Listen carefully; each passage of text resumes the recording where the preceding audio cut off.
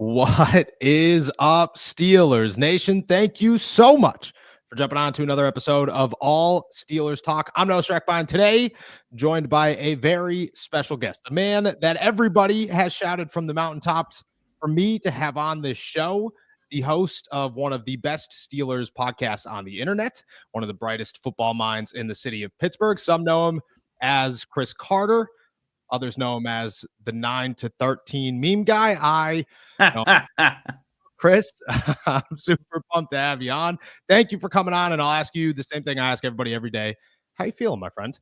I'm feeling all right. Apparently, I just looked down and I realized, but today my name's Derek Bell. But stuff happens. But no, I'm feeling good, man. I'm just honestly, I'm excited. I get really excited when we actually get to draft time, because that's when things actually matter. Like, we do all this, like, really the month leading up to the draft is so much research, and like we as people who do podcasts and try to entertain, we're trying to get you guys in on the research when we're talking about these things. So it's, and that's fun, but it's like, eventually it becomes like the people who want to just be entertained by this, the people who aren't trying to nerd out about this stuff as much, they start to be like, all right, I'm a little tired of the nerding out. And so you have to kind of sparse it out so you can't get into the technical stuff. But now is the time when, like, the nerding out is the cool thing, because everyone's like, okay, wait, but this guy's actually might come here now. And like, that's I always get excited, because now all the speculation starting to go out the window, and now it's coming down to actual evaluation. Yeah, I agree with that. And the speculation, especially in Pittsburgh, like, maybe it was the Aaron Rodgers offseason. Maybe it was the fact that it just feels like tensions are a little bit higher. The city of Pittsburgh as a whole, I think, is just kind of tired of being bad at sports. They're ready to be really good at sports again. And I think that the tensions are a little bit higher. Maybe that was it, but it felt like the speculation, the conversation was very loud this offseason compared to even the offseason when Kenny showed up. You know, the offseason when the Steelers needed a quarterback, Ben was gone. It wasn't super loud. This is a very loud offseason. I hear you. We've come down to the wire. Like, we're finally here. We're 2 days away from being in the South Side. You'll be at Mike's Beer Bar talking Pittsburgh Steelers, talking NFL draft. Today, Mike Tomlin and Omar Khan spoke. And, Omar Khan and Mike Tomlin, two very different. And today was a good one. I mean, you were there. I chuckled a couple of times, because you could tell that Omar is getting real good at the not telling people stuff. Yes. Yeah. But he's not Mike level. He's not Kevin Colbert level, where Mike could give you a 2-minute answer with absolutely nothing in it. And you're just like, all right, thank you for that, I guess. Omar, his brain just goes, don't tell him anything. And then he says nothing. It's like 3 words. And it's like, yes. It's like, all right, cool. But I still think you could take away quite a bit from today. I think that they, as much as they try to hide things this time of year, they do give you little bits and pieces in different instances. I'll ask you, 25 minutes of Omar and Mike Tomlin talking 2 days before the NFL draft. Was there anything that stood out to you that said, all right, maybe I didn't see that one, or that confirmed something that I was thinking? So, like I was saying, I like to ask the nerdy questions sometimes, and they may not be the most. Like, everyone wants to ask about Aaron Rodgers and quarterback and Shedeur Sanders. And listen, I want to know about that stuff too. But I was like, I have some more specific questions. And one question, I think I got a really good response from both Omar and Mike on, was questioning about the styles of defensive tackles, and because I wanted to lead it into a bigger response, and like I'll explain what I mean in a second here. So, like, I asked the question, they looked at 8 different defensive tackles in this draft class in the pre-draft visitors, and of course they looked at more overall. But as far as pre-draft visitors, they looked at several different styles: 5 techs, noses, 3 techs, like those type of guys. And so I asked, like, do you guys, when you look at your roster, do you look to get a specific type of guy, or do you look to get just the best overall, and then you work with it after the fact? And Omar is kind of like, from my standpoint, it's just get the best player. We'll figure it out later. And then Mike said, he kind of elaborated further on that. And I thought this was the really cool part. He said, when you get into the later rounds, that's when you start worrying about fits, because then guys are more just specialized to do a certain thing. And then you have to ask yourself, do you need that one thing? Like, for example, if you were to say, like, the Steelers really needed a shifty wide receiver, you'd get a quicker slot guy versus a taller, like long ball receiver in the later rounds, in that situation. So like in this situation, I think the Steelers really need a guy who can be a 1-tech or a 3-tech, a guy that's in the middle of the defense, just taking on double teams, eating up offensive linemen, and just being that big guy in the middle. But they could also use a guy who does that and can flex around the line a little bit and be a 5-tech if they wanted to. So like, that's the thing. And so when them saying, and Mike Tomlin saying, like, look, it's about pedigree. Mike Tomlin said in response to this, he said, look, I'm concerned less about scheme fits at the time. I'm looking at, are you just that good? If your pedigree's that good, you will fit whatever scheme we give you. And so I thought that was a very illuminating response from him. And I thought that was another sign that if they're looking at defensive tackle, which they absolutely are in the first round, I don't think this scares them away from Kenneth Grant, because at one point he did say, the nose tackle is an animal that's dying out or disappearing, rather. That's what he said. But instead of people like, oh, that means he doesn't want Kenneth Grant. I think they see Kenneth Grant as more than just a 2-down, one gap, just a 2-down big guy in the middle, like old school Casey Hampton. I think they think he can do all the things, and that Mike Tomlin let on about the pedigree part tells me that that might be where they're talking. He falls into that category. Yeah, I agree. I took the exact same thing away. As the Pittsburgh Steelers are looking at it, I think defensive tackle is, been very known throughout this entire process, very high on the Steelers list. And first round options, it's okay. Walter Nolan is more of a end type future Cam Hayward replacement guy. Kenneth Grant's in the middle. Walter Nolan is definitely replace Larry Ogunjobi, probably remain the replacement for Larry Ogunjobi. Grant is the dude. You look at Derek Harmon, he's a guy that fits everything that you're looking for. Yeah. He's higher on your list than Grant, but I think you look at both of those guys and the Pittsburgh Steelers are staring at him going, both of these fit whatever we need. Like I took the same thing away, is that the Steelers are looking at 2 guys, probably 3, but I don't think Walter Nolan is, I think the character concerns are pushing him down their list or have pushed him down their list. That's just my guess. And when you look at those 2, you say they'll just plug him in, and it's Keanu Benton. Keanu Benton's good. You'll just plug him in and play him where you need to play. I agree with you 100%. And that's, where I stand with this. Who is your, not the guy that you think the Steelers must draft, but who's the guy that in your head is, okay, the Steelers are looking pedigree, defensive line. Is it Kenneth Grant over Derek Harmon? Because Derek Harmon's, if I remember from when I was on your show, Derek Harmon's your number 2 behind Mason Graham, right? No. Kenneth Grant is my number 2 behind Mason Kenneth Grant is 2, and then Derek Harmon. Yes, correct. So that's where we're at. And honestly, I wouldn't be shocked if if Kenneth Grant was even before Mason Graham on the Steelers' eyes, because what Mason Graham does when you study him, he is a great one-on-one pass rush winner. Like when he has the frame, he has the prototypical build to be a future dominant guy. But Kenneth Grant does a lot of the things that cleaned up the space for Mason Graham to be who he was. He eats those double teams a lot regularly. And a lot of times he'll do it to the point where like you didn't have to worry about it. Like it wasn't like he was just being double teamed because he had to be, and Mason Graham was winning more often. It was like, no, he's doing it and he's very important to the defense. And so I think if you're the Steelers, I think Kenneth Grant's up there. And for me, I since the start of my draft process, like when I was just doing my initial precursory, like, hey, let's just get to know some of these guys a little bit. Let's watch some highlights. Let's watch some full game tape of like when I look at their stats were really high. And then I'm like, okay, these are the high sides. And whoa, who is this guy? And I was just like, I was just like, I got to learn more about him. And then immediately I was just like, I love the Kenneth Grant tape. And then I got to Google the Derek Harmon tape, the Walter Nolan tape, and I liked it. But Kenneth Graham has stuck with me since the start of this process as being like, if he can do what he did in Michigan and keep growing, he will be a problem in the Steelers defense.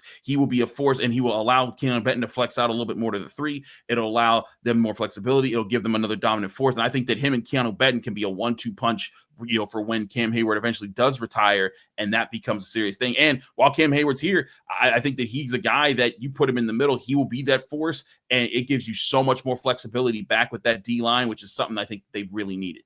I agree. Do you, not to get away from draft talk, but there's the conversation I actually get asked a lot, like, well, could Keanu bounce out? Does he fit the Steelers defense? I I don't remember who it was, questioned that a couple months ago, and then it sparked a conversation. Does Keanu move? Like, does that work in your eyes? You're more I think it does. film than I am. No, I think he can do that. In fact, I think Keanu would benefit from not having to be the guy that takes on the brunt of the phys. I think Keanu Benton is a guy who wins on those one-on-ones a little bit more often. Yeah. I think that he's one of those guys that can get a little bit sharper there and be more dangerous when it comes to one of those spots. Like, like Stephon Tuitt. If you go back to Stephon Tuitt, a different build from Keanu Benton. I'm not saying their builds and makeups were the same, but it took Stephon Tuitt time before he became a double-digit sack man that was just a consistent presence in the middle. He had to figure out how his body worked and how to use that the best ways. There were years where he came in heavier, he came in lighter to training camp, and he was trying different things to figure out what's the best mode for me to be in the NFL. And I think Keanu Benton is in the process of doing that kind of stuff. Maybe not necessarily as heavily as a body changes as Stephon Tuitt went, but I think he's figuring out his pace, and that's if Keanu Benton figures it out, I think that he will be a really good 3-tech for the Steelers. I think he'll be a force there. But again, if you get a guy like Kenneth Grant who takes over those middle gaps, it'll free up Benton even more to move around and be flexible. Okay. All right. I'm a big Keanu guy. I think Keanu fits anywhere. You obviously know much more tape than I do. And I'm always, that's how I had Derek Bell on here yesterday, and I told him the same thing. It's like, I'll let you guys take the floor, because it's better to learn from those who dive into this and truly know. All right, let's ask this question. Let's ask the big question. And it might be the same answer we've been talking about. And don't worry, I got ways to steer it other ways. The position the Pittsburgh Steelers must draft in this year's draft in the first round. People have talked quarterback, Shedeur Sanders, Jackson Dart, obviously defensive tackle, Kenneth Grant, Derek Harmon, Walter Nolan. I mean, I don't know if you heard, but some dude on a Texas radio show the other day said that Derek Harmon's fallen, man. He's something's wrong somewhere. Immediately, I got DM'd like 4 times that said that guy fits the Steelers. Medical red flags. Pittsburgh Steelers are all over that guy.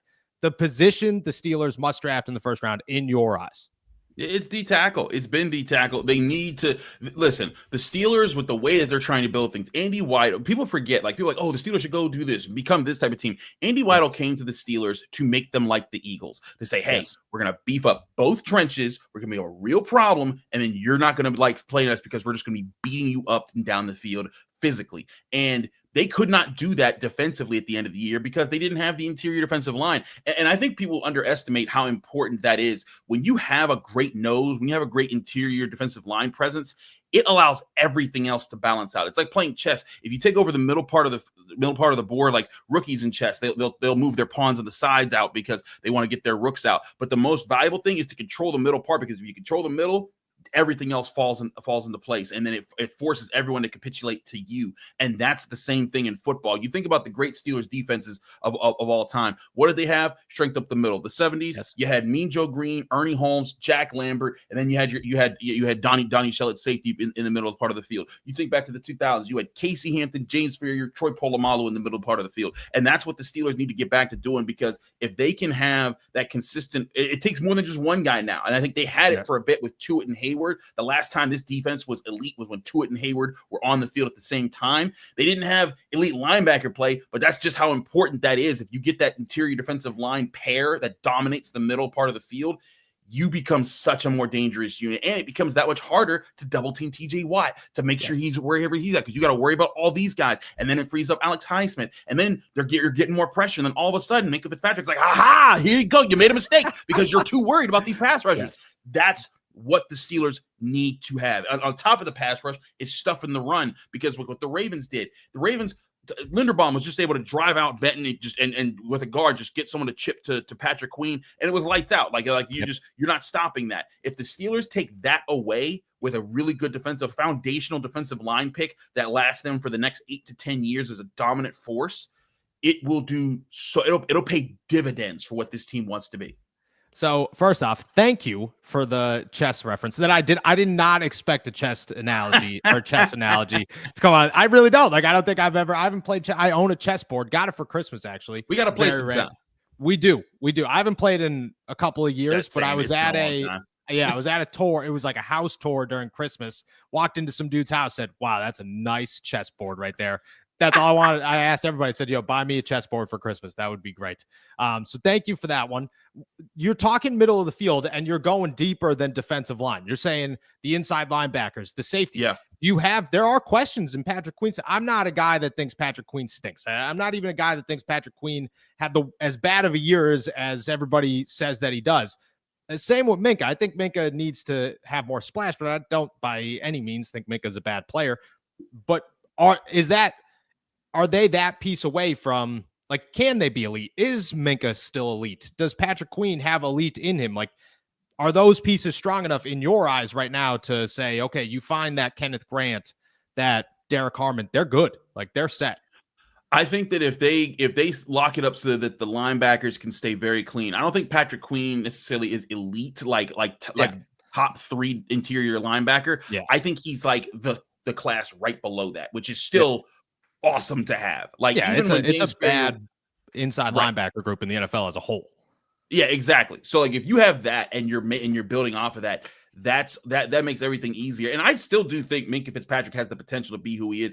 Again, you think back to when he was getting his interception numbers, that defensive front was working and the corners are working. But the reason he's got to get those numbers is because when other things are off, it's harder to be that productive safety. And that's why safety's just not as valued in the NFL, because if I don't get my corners aren't right and my pass rush ain't right, my safety's just chasing air out there. And I think that's what Minkah Fitzpatrick's done for a lot of the past year and a half, 2 years now that he's only had 1 interception. And but if Porter can grow into being a true CB1, if Slay can just be a solid CB2, and this in the pass rush returns, the run stuffing returns, it will make all these other pieces give them so many more opportunities to make plays. And then it'll just be up to them. Can you still make those plays? And I think if they're given those opportunities, they will. All right. I will stick on defense. I've asked one person every time they've been on here for the last week, where should the Steelers draft this position? Should they even draft this position? I was not going to go defensive side of the ball, but you're talking safety, defense. Let's stick there. Corner. Very low on a lot of people's lists for the Pittsburgh Steelers. Low on yours. And if it's not, do you anticipate it being on their list, or do you see them saying, no, we're going to wait? Or do you see them saying, well, Corey Trice is here, we're fine with Corey Trice? I think that they'll still look at the talent at corner. If 21 comes around and the D tackles are gone, and I'm not saying that they will be. I think that at that point, if all 3 D tackles are gone, someone crazy has fallen to them, because that's the thing that when you always do your math as far as what teams need what positions, how many players are in each position groups, and then the numbers where the Steelers are at as far as drafting. Everywhere I look at it, it is very rare that you get to where the Steelers pick and think, man, none of these guys that are really awesome are gonna be here. Because if they take all 3 defensive tackles, you know what I bet? I bet you it means that Jahdae Barron or Will Johnson have fallen to them. And either one of those guys, I'd be like, well, that's a nice consolation prize. To not getting your D tackles is getting another superstar corner potential guy to pair with Joey Porter Jr. And maybe you do have the lockdown, no fly zone guys out there in your secondary. So I do look at that. Safety, only if, and I think it's why they brought him in, only if it's a superstar potential type safety. I don't think that safety otherwise should be a priority. That's why they brought in Nick Eamon-Worry. I love Nick Eamon-Worry. I think he'd be if he ends up being the first round pick, it would go against the whole foundational piece thing. But that is a remarkable athlete. He is a remarkable athlete that if you throw him at 6'3", running a sub 4.4, and able to stop and turn on a dime and to make interceptions and to throw big hits, like, that's a guy I can say, like, okay, I get what we're doing here and what you're trying to set up. So I would not close the door on defensive back, no, because especially early. But then there's also guys late, like they brought in Justin Wally out of Minnesota. I think he's another Corey Trice type where he'll be there on day 3 of the draft, and if you just want another guy to fit your bill, he could be it. So I'm not ruling out the secondary at all in the first round either. It's just I think that if it was the perfect situation where all 5 of those guys, Johnson, Barron, Nolan, Grant, and Harmon were all there, I think they'd still go defensive tackle. But like if there's a run in defensive tackle, one of those guys are probably there. Yeah, I agree. I definitely think defensive tackle stands above any position, like quarterback included, as we head into the draft. Yeah. Obviously, Shedeur, somebody sits there, there's conversations to be had. I don't know how those conversations would go. It depends on whose side. But I do think defensive tackle, there is a boom DT, then maybe a little bit of a gap, and then it's like, all right, let's get the rest of these and let's fill it out. I agree with that. I do agree with that. All right. I'm gonna pivot here. Okay. We're gonna play a little game. This is Overreaction Tuesday, and it's very exciting. I've come up with 5 overreactions. Very excited to toss them your way. It's very simple. You're just gonna tell me if it's an overreaction, it's not an overreaction, and how you're feeling it. Let's get into it. It's a fine line between, drinking wine and squashing grapes, as we say in this business, and sometimes it's very subtle. All right, like I said, I got 5 overreactions. It's great. This is my favorite one, though. Ready? This is my favorite one. I can't give you all the ingredients to the hot dog. You might not like it. I don't think it gets any better than the hot dog. It was the greatest thing that's ever.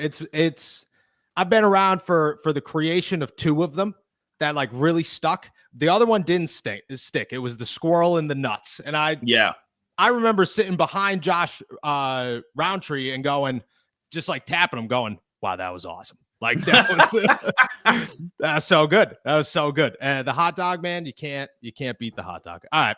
Game simple. I got 5 overreactions. I'm going to toss them to you one at a time. You tell me overreaction, not overreaction, how you're feeling about the matter. We'll start here. 2 days away from the 2025 NFL draft. And we have talked every position, every player, everyone's coming to the Pittsburgh Steelers. There was a gap in time when Ashton Genty was the name to watch. If he falls to 10, maybe the Steelers going to get him above Dallas. Who knows? We have gone through the entire cycle. We have ended up here where Shedeur Sanders may or may not make it to 21. If he does, you have half the world that says they'd still draft a defensive tackle. You have half the world that says it's a guarantee Shedeur Sanders is coming to the Pittsburgh Steelers. And then there's those who say that Mike Tomlin, that's his guy. Well, in Pittsburgh, Mike Tomlin gets his guy. The Steelers, if Shedeur Sanders is there, are going to get Mike Tomlin's guy because Mike Tomlin says he's number 1 on his board, and they will end up with Shedeur Sanders no matter who is on the board when the Steelers are on the clock. Noah, I think this is an overreaction. I'll tell you why. Okay. I'll tell you why. Because I think I don't always get right when Mike Tomlin is throwing us some phooey, some nonsense. Yes. But there's sometimes that my radar goes up and I'm just like, beep, beep, beep, beep, beep, beep, beep. No, Mike, I don't like when he was going all in about Malik Willis. I was like, really? I don't know, Mike. And like, I'm sure you love Malik Willis in the 3rd round, but not as no 1st round pick. And people were so convinced. Well, he took him to get chicken wings, and he loves wings. They both love wings. Did you know that Mike Tomlin loves wings with Malik Willis? And so met with his mom in January. Exactly, and it's like so. It's just sold. He's a 1st round. I remember people were posting all sorts of videos. Ian Rappaport was, oh, look at the Steelers. They just they need a quarterback, and then they went with Kenny Pickett, and it was like, wait, what? Who? What? And then it was just we forgot all about that. And it's just, and this happens all the time where like when they like you read the tea leaves, you see who they focus on in the Senior Bowl, you see who they look here, or the pre-draft visitors, and you say, okay, what makes sense with their roster? You talk to people, and you're like, okay, I have my sense. Like 3 weeks in, 3 weeks away from the draft. I'm like, okay, I have my sense, especially after the combine, who the Steelers are really looking at and continue to evaluate it. But then all of a sudden, like that week or 2 before the draft, you start to see all the weird, like random stories. Like, yeah, it's a lock. Like if they're Shedeur Sanders, if he fall to 21, he's their guy. And I just look, I may be wrong. Like again, like I'm not saying I'm always right. But Chris Carter's BS meter went up when he was gushing a little bit there about because I'm sure here's the thing, he's telling the truth. He's really impressed with his toughness, which is what he talked about. He said that's not appreciated enough, and I think that's Mike Tomlin's way of saying I'm telling you the truth here. Like if a lie detector was on him, he's not lying that he loves Shedeur Sanders' toughness. But in telling you that, you start to think, that's the 1st round pick there. And that's where I think they are trying to lead people on, because everything I've seen, them loading up on the comp picks, them setting themselves up, the way they've adjusted quarterback, the way that they've looked at things. I just think that it would not make sense to reach for a quarterback that like if you look at it, like he's what he brings to the table, he doesn't have NFL size, he doesn't have an NFL arm, he doesn't have NFL speed. He has NFL accuracy, and I think he has moxie. I think that those are the things that really work for him. And look, he might be wrong, but I don't know if the Steelers want to bet on that right now. I think that if they want to bet on a quarterback, they want him to check off 2 more boxes. Like if he had NFL, like if he had Milro's speed and was 2 inches taller, this wouldn't be a question. If he had the arm strength and was 2 inches taller, this would be no question. If he didn't have the height, but he had the speed and the arm strength, this would be no question. But there's just too many things that I just think that the Steelers are going to be like, I don't know. So I feel like this is the smoke screen to get people to think, oh yeah, we really want this quarterback here. So if he's falling down in the teens, you should definitely trade ahead of us to go get Shedeur Sanders. And then all of a sudden it's like, oh, thanks for doing that. Here's Kenneth Grant. That was our plan all the way. That was all right. No Shedeur Sanders, no matter how many times every draft expert out there says it's Shedeur Sanders. Maybe I'm wrong, but could be wrong. That's how I feel. I think we could all be wrong. Nobody has any idea. I can tell you for a fact that nobody, and Mike Tomlin has, maybe one, and I'm not going to name names, but maybe one person has actually had a conversation with Mike Tomlin where he gave them exactly how he feels about the NFL draft class.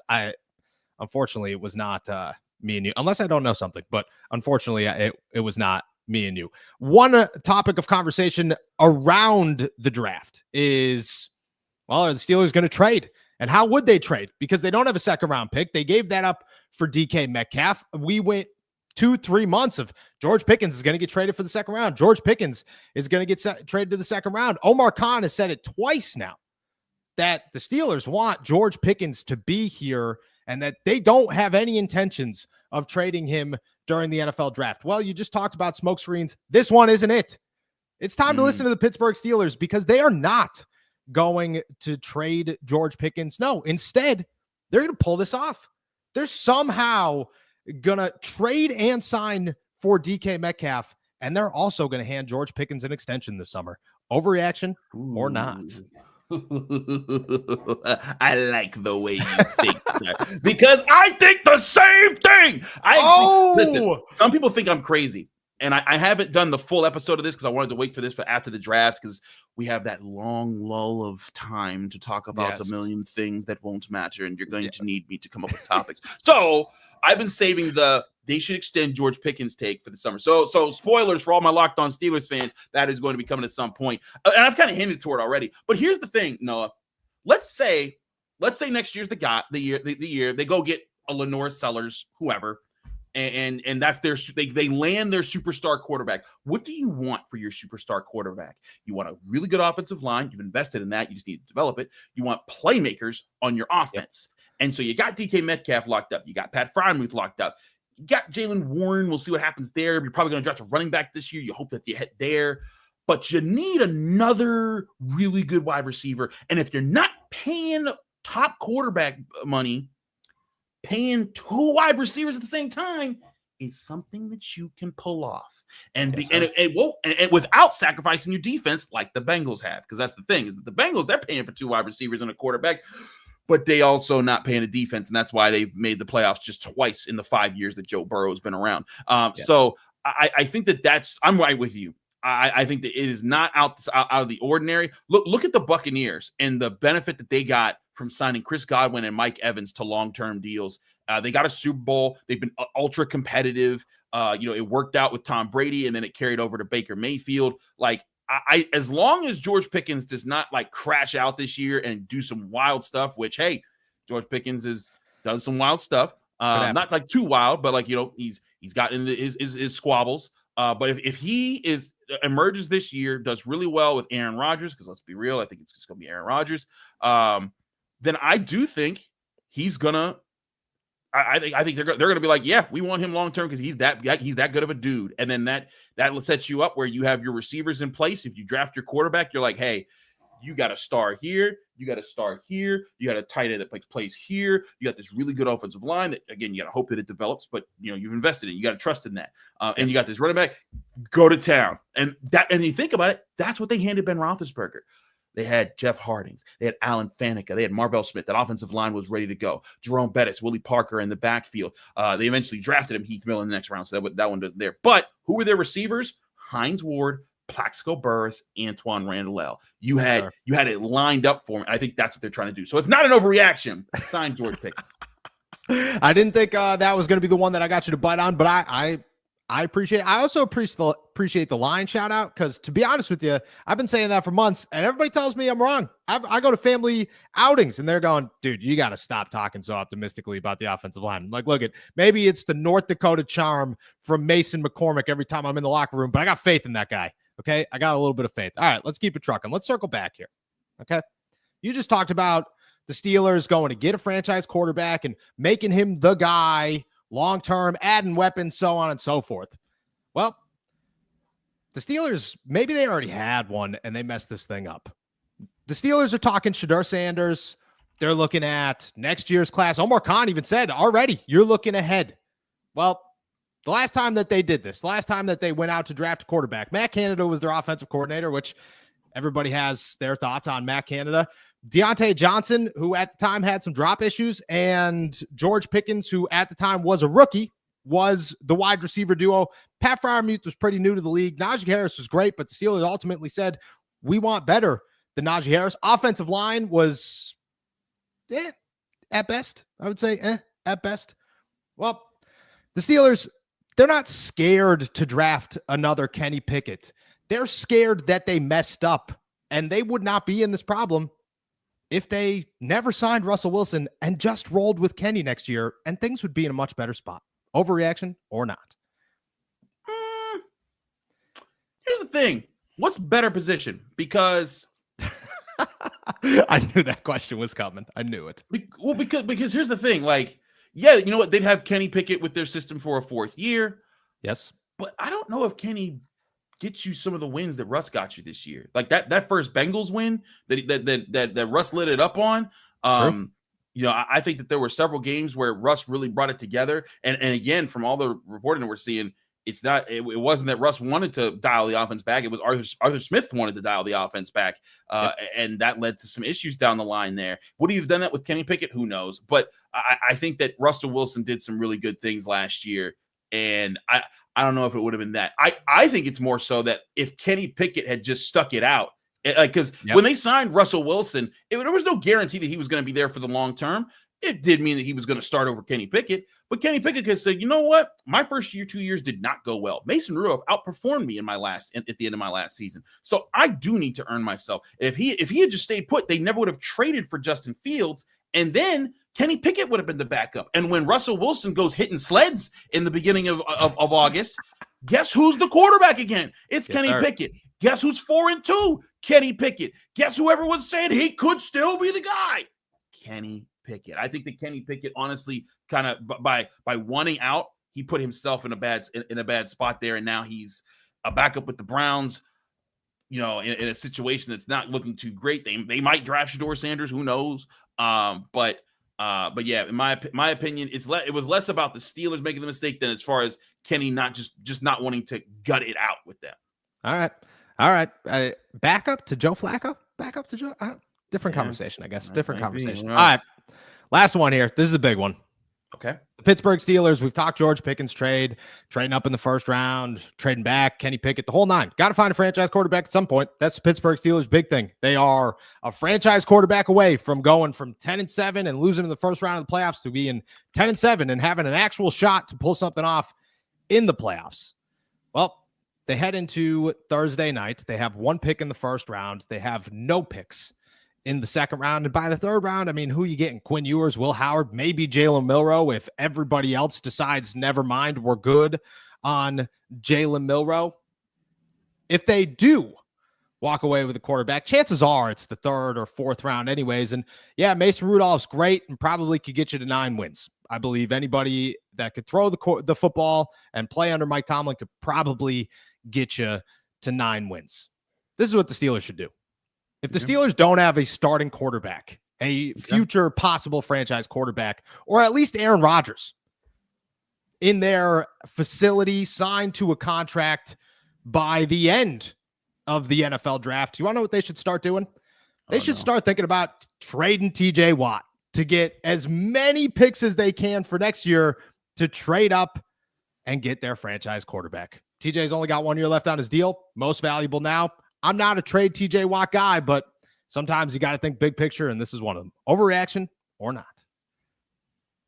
Is there a button I can press them over here? Like overreaction. What are we doing here? What are we doing? No, absolutely not. Because you know what? This would be like when the Steelers didn't know if Ben Roethlisberger would be available at 11 when they picked him, and they traded away a defensive stud. They traded away Casey Hampton. Like, we need to get rid of our best player just so we can have no. I think that they can make these trades without giving up TJ Watt. I think that they want to sign TJ Watt. I think he wants to sign with them. I think this whole peace sign thing is just an overblown. Just this stuff happens. They'll sign a deal. It'll be for market rate. Which, by the way, market rate is now above 40 million because people don't realize the salary cap has skyrocketed. Like if you go back to where it was 5 years ago, it's more than $100 million different. And so it's so much higher that the rates, like the percentage of the salary cap that Myles Garrett's contract takes up actually makes a ton of sense. It's actually lower than what TJ Watt's contract took up when they re-signed him the first time. So it makes a lot of sense with what they're trying to do. So they're going to re-sign TJ Watt. And I think you kind of need to, because when you get that quarterback, it's not just that you want to go get them. You want to bring them into something that is ready to go. And if you take TJ Watt off this team, they are not ready to go. They that would be a big problem. And that's where I'm on the side of their goal needs to be continuing to build this foundation so that it gets better and better until they find their quarterback for sure. And then when the quarterback's there, again, just like Ben Roethlisberger, it wasn't that Ben Roethlisberger came in and just made them the best team of all time or anything. He came in and he was a good young quarterback on an already good team.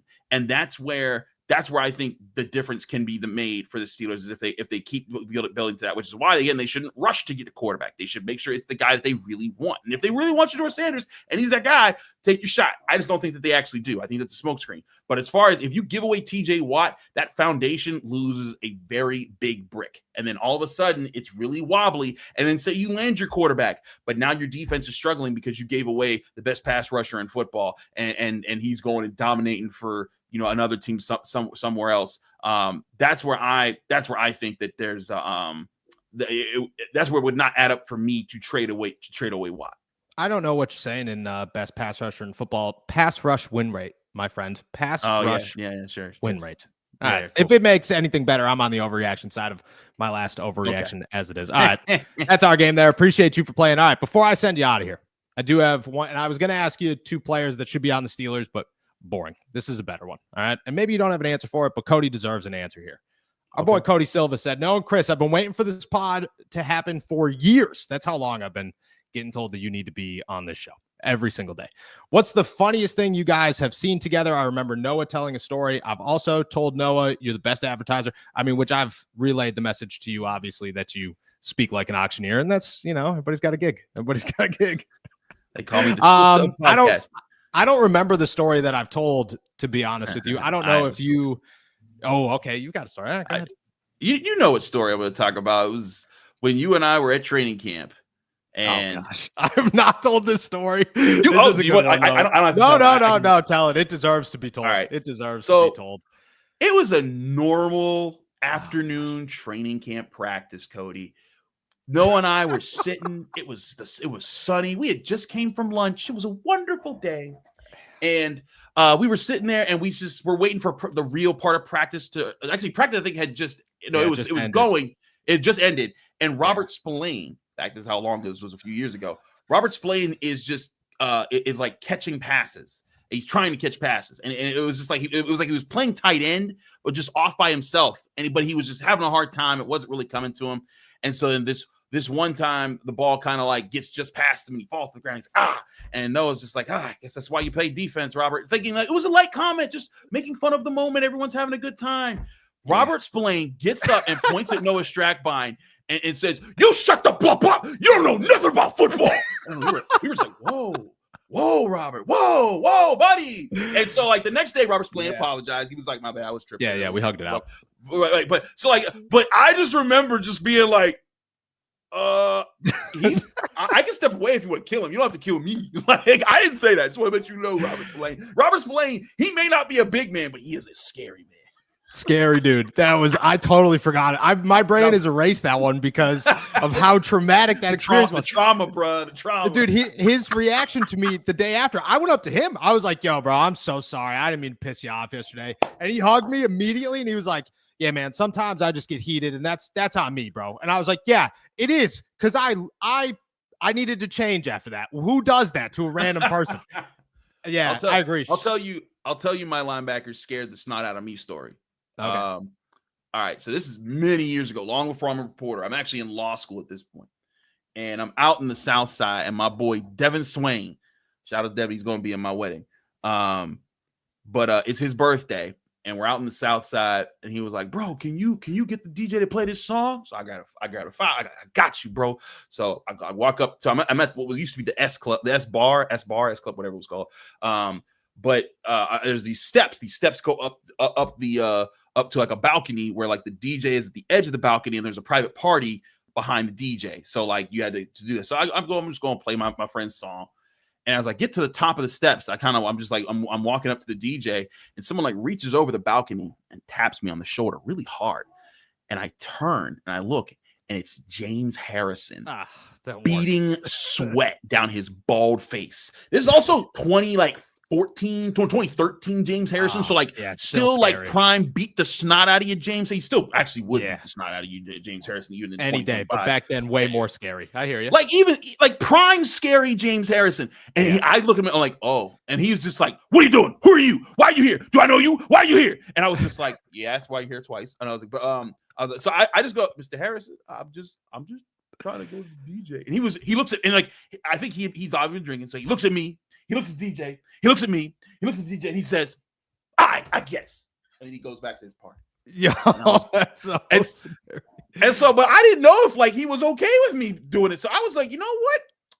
I like my body said, I'm not taking any more steps. So I turned right back around. I did not go up to the DJ. No. My boy Deb was like, "Chris, you get the song?" I was like, "James Harrison's up there. If you want to do it, here's the $5. I'll pay for it, but I'm not getting killed by that." "Oh, he said James Harrison's up there? Oh, I ain't going up there." So there's my scary linebacker story when I was absolutely terrified. That's way. Look, Robert Spillane was almost going to kill me, and apparently I did tell this story. This is actually the exact story that I did tell. So it's all right. But I will tell you that is James Harrison. Prime James Harrison is terrifying. So James Harrison now is terrifying. I mean, terrifying. Every time I see him, I'm just like, I want no parts. Yeah, like I don't even want to say hi because you are that scary. You're that terrifying of a person. All right, brother. I appreciate you. I won't hold you up anymore. Thank you so much for jumping on the show. Before I let you go, let everybody know where they can find you. Absolutely. You can find me on all the social medias, TikTok, Blue Sky, Twitter, Instagram, at Carter Critique. Same handle everywhere. You can find me in the Locked On Steelers podcast. You can also read my work in the Pittsburgh Post-Gazette and check out the North Shore Drive podcast. Also, if you're in Pittsburgh or not in Pittsburgh, we're doing a live stream of the NFL draft for the Pittsburgh Post-Gazette. We'll be in Mike's Beer Bar on Thursday and Friday of the draft. So if you're in Pittsburgh, come through, say hi. It'll be me, Jason Mackey, Adam Bittner. We'll be doing stuff with the guys that are at the facility. Or if you can't make it to there, hop on the live stream. It'll be fun. We'll be doing it for the first 2 days of the draft. Join us there. Also, Justin Gordon, this is not a Bengals shirt. It's the Low End Theory from A Tribe Called Quest. I'm trying to find the logo. It's tough to get on this here, but it's A Tribe Called Quest, not a Bengals shirt. Come on, man. Look at if it makes you feel better. I knew what it was when you walked in today to the facility, and for anybody who didn't catch it, that was the auctioneer voice that you're missing over at there you go. Locked On. So go check him out. All right, Chris, I appreciate you as always, brother. Everybody go check him out, and we'll be back. We'll talk some more Steelers eventually. No doubt about it. All right, for everybody else, I'm going to take a quick break. When I come back, I'm going to answer all your questions. Chris, shout out one more time, and we'll be right back. Pittsburgh, this one's for you. From the voices behind all Steelers talk comes Black and Gold Apparel, your go-to for bold, fan-driven merch that reps the city, the Steelers, and everything in between. Whether you bleed black and gold or just love that Pittsburgh grit, we've got something for you. It's more than a podcast. It's a community. And thanks to your support, we're proud to bring the passion from our mics to your closets. Gear up, stand out, and show the world what real fans look like. Shop now at blackandgoldapparel.myshopify.com. Shout out to our boy Chris Carter for joining us. That was awesome. Appreciate all you guys. Cody, Rex 7. I'm sorry. I don't think we have another like good story. Like that's the greatest story ever. I almost died. Okay. And Robert's playing. The best part about that story, which I've told you guys a dozen times as well, but for those of you who haven't heard it yet, is that like a week. I take that back. The next offseason, Rob, which we were cool after that, but the next offseason, Rob was signed by the Las Vegas Raiders. Good buddy of mine who covers the Raiders, Hondo Carpenter, asked me to come on his podcast. He tells me, or he asked me, let's talk Spillane. He goes, all right, give me some personal interactions with you and good old Bobby Spillane. I was like, he's a good guy. We talked a couple of times in the locker room, would never tell another team that man few inches away from putting my face into the ground just over a drop ball, man. That's what you get for being sarcastic all the time. Me, Chris, Arthur Moats would be awesome. Shout out to Arthur Moats. We will end the show the same way we do every single day. I'm going to answer all your questions. If you got them, toss them in the chat. Shout out to our super chatters. Shout out to our members. We'll start with good old Marlon Lewis. Got to Noah. First off, member for 2 months. Appreciate you, my brother. Appreciate all you guys. Members are awesome, and the super chatters and everybody in this live stream today was a great time. I think Chris enjoyed it for sure. I already got a text, so shout out to our boy Chris. Noah, I'm finally on board. I like the thought of Jaylen Milro throwing moonballs and taking off when they're too high safeties. Thank you very much, and you followed it up with this one. Since I'm in on Jaylen Milro, do you expect us to trade back and make Jaylen Milro the first pick in the second and add an additional second or third? To me, Jaylen Milro is the quarterback to draft in this draft class. He's the only guy whose upside is ridiculous, but his downside is atrocious. He could easily pan out to be very bad in the NFL, but if something clicks, he's going to be Lamar Jackson and maybe a little bit more. Now, where I would pick him is late in the second, and that's the problem. Is I don't think his value compared to where he's going to go in the draft class is ever going to match. Like you're never going to get Jaylen Milro at, I don't know, what would be the 21st pick in the second round, the 25th pick in the second round. That's where I see Jaylen Milro is. If you could get him late second round and take a shot on him, awesome. If you could somehow get him at 83, unbelievable. Worth the pick. No questions asked. Doesn't matter who else is on the board. You're going Jaylen Milro.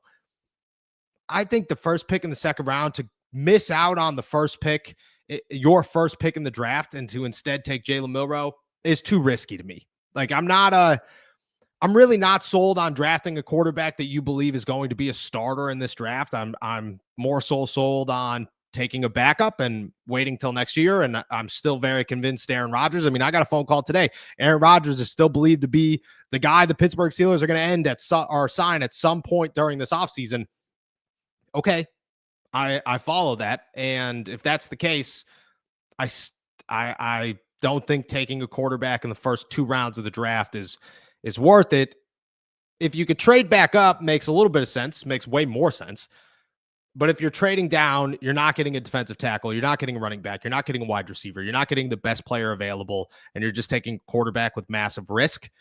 I'm not that sold on it. Now, again, trading back into the second round, later in the second round, if he's still there, all about it. I think that's the move for the Pittsburgh Steelers, and that is where they should go with Jaylen Milro, but I don't think it's going to happen. I think you're going to get somebody who's real hung up on Jaylen, unless Shedeur falls out of the first round and Jackson Dart falls out of the first round.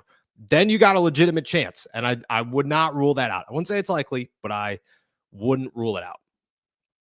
Dominic, Noah, I love you. You're great. I disagree with your take on Savion Williams. Oh, what a way to start the comment. Being the closest to GP in this draft, I see a ton of GP in Troy Horton from Colorado State. I do too, to be honest with you. I like Williams. I like Horton a lot too. I think Horton would be much higher on the list for a lot of teams if he didn't come off of an injury.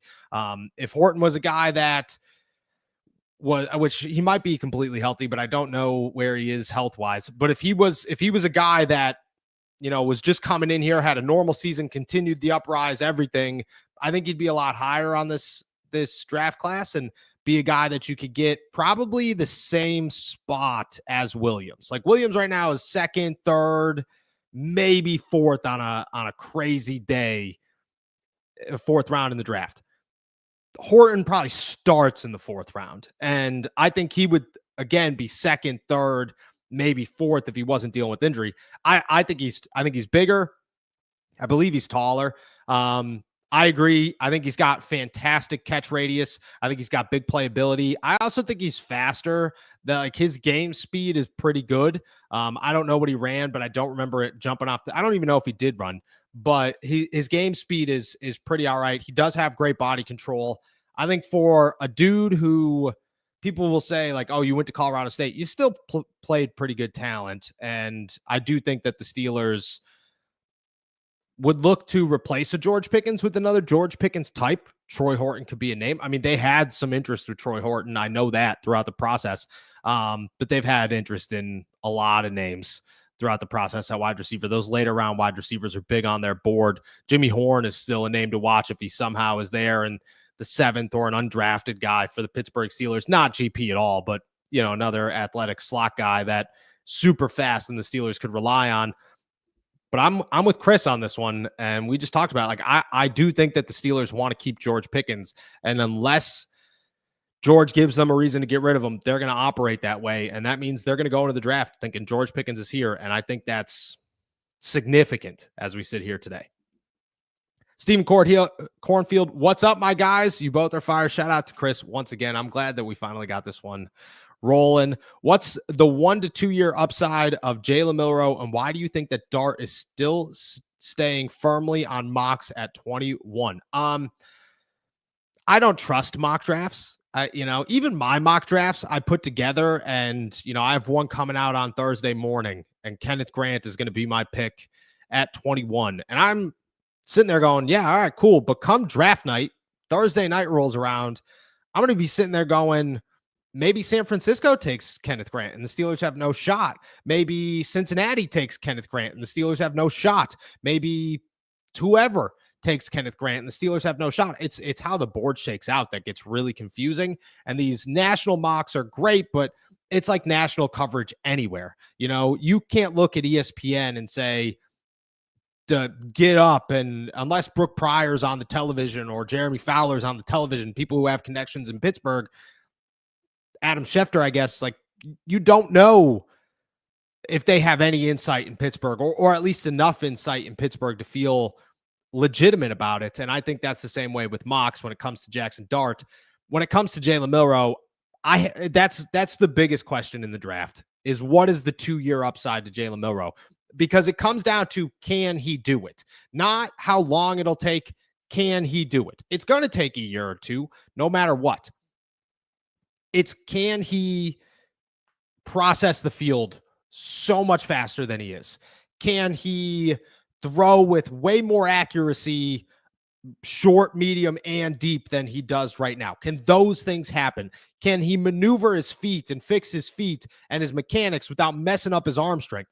There are so many questions to this. Now, if everything clicks, in 2 years, Jaylen Milro is Jalen Hurts with a stronger arm and way more speed, but the same size and the same I'll bully you around type of situation. In 2 years, the upside of Jaylen Milro, if everything works, which is massive, if everything works, is the most athletic quarterback in a bully you type of way in the NFL, because Lamar Jackson is athletic in a you're not going to touch me type of way. Jaylen Milro is going to hit you and has an arm that's as strong as Lamar's. And I don't know if the processing is going to be a question, but I think it's there. I think he is a fantastic quarter if it clicks. But again, that's the biggest if in the league when it comes to the quarterback position. Sean, no, you're going to be in Green Bay. I'd love to buy you a beer. That would be awesome, my friend. I'm not going to be in Green Bay. So the way that the Pittsburgh media, even next year when it's in Pittsburgh, the way that it works is the media goes to the facility. We are there, 100 feet from the war room. After picks are made, there's conference calls with the players. And then at the end of the first round, Mike Tomlin and Omar Khan talk to us in a press conference setting. after the second, third round. Once guys are picked, the coaches come in of those position groups and talk to us. There's so much media access. It's awesome. Plus we get phenomenal food. I've been saving the calories for Thursday, Friday, and Saturday. No doubt about it. And that's where pretty much everybody is. Chris is going to be at Mike's Beer Bar, who could have a beer, which is awesome, but I will be in Southside. But appreciate you, and I hope that if you are going to the draft, it's a fantastic time. I've heard Green Bay is doing a hell of a job out there. Justin, this was Justin. Yo, Chris, what's up with the Bengals like shirt? That is, look at, shout out my boy. Shout out my boy Chris. Rex Evan just wants to know what happened between Noah and TJ that makes Noah so scared of him. And I meant three-way pot on my last post. Stupid autocorrect. No. We know what you meant. Three-way, me, him, Arthur Moats. I'll tell Moats. He might be there tomorrow. I'm not positive if he will be, but if he is, I'll make sure that he's the next guy that I got to get on the show. And hopefully with Chris, maybe with Wes, his co-host on, I think the Steelers Drive, Steelers Afternoon, something. But shout out to those guys. Not scared of TJ. Well, I mean, everybody's scared of TJ, but not scared. Nothing bad has happened with me and TJ. Robert Spillane, a little bit terrified, still a little traumatizing. For anybody who says like, who would clown and say like, oh, you're afraid of Robert Spillane, dude, football players would kill you.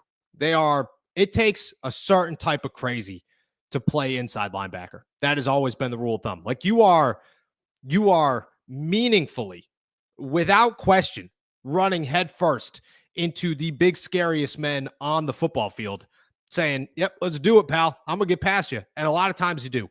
TJ's terrifying, but we've never had a moment. TJ's super cool. His like PR person sent me tacos one time, the churro taco things. Yeah, so TJ's dope. TJ's cool. Not scared of TJ. Robert, hope he's doing well. Hope he's doing well. Chris, Noah, I am almost positive that the Steelers will trade down if their DT isn't there.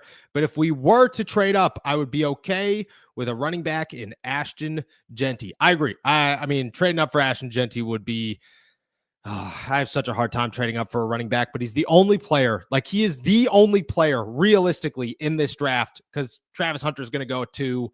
Abdul Carter is going to go at 3. He's the only player in this draft that I would look at and go, I'd trade up for him. I would definitely trade up for Ashton Genty if he fell to 12, 13, something like that. Wouldn't happen. He's going to go, if I had to guess, 6, 7 max, 10 the absolute latest. But when it comes to a defensive tackle and trading back, it depends on how the board shakes out. Like that's hard to, I hear what you're saying, but it depends on if the Steelers are there and all three defensive tackles are off the board. There's no wide receivers. Omarion Hampton's gone. You know, all these players that they brought in for visits. Shadur's gone. Jackson Dart's gone. Like then they move back and they figure it out. But again, it comes down to, can somebody trade up with them? Omar said there's already been conversations. You got to guess at what teams are saying in those conversations. But I don't think it's impossible that they move back. I don't think it's likely that a team's going to be eager to move up with them. Thomas, why are Asante Samuel Jr. and Nick Chubb not in Pittsburgh? Surely they can get them cheap now. So Nick Chubb, definitely. And I've made the case that if you don't have a guy after Saturday, maybe going into Saturday, at least give Nick Chubb a call and see what his price tag is. Because if his price tag's $2-3 million, why not? Like, why wouldn't you? What is holding you back from that? Nothing should be holding you back from that. He's not your starter. Jaylen Warren's your starter, but he's a quality number 2. He's as good of a number 2 as you could probably get in the NFL. That'd be phenomenal. Asante Samuel Jr. is an interesting one. I have been asked about this a number of times, and what I was told is it's a shoulder injury, that apparently this thing is chronic and it's been lifelong and it's not going to go away, and teams are very concerned. So after the draft, I would imagine that he gets a lot more bring in for a physical. We have time to do this stuff. During the draft process, it's difficult to do those kinds of stuff and have a coach here and to do everything in one spot. Plus, you're going through the draft process. You don't really know what's going on.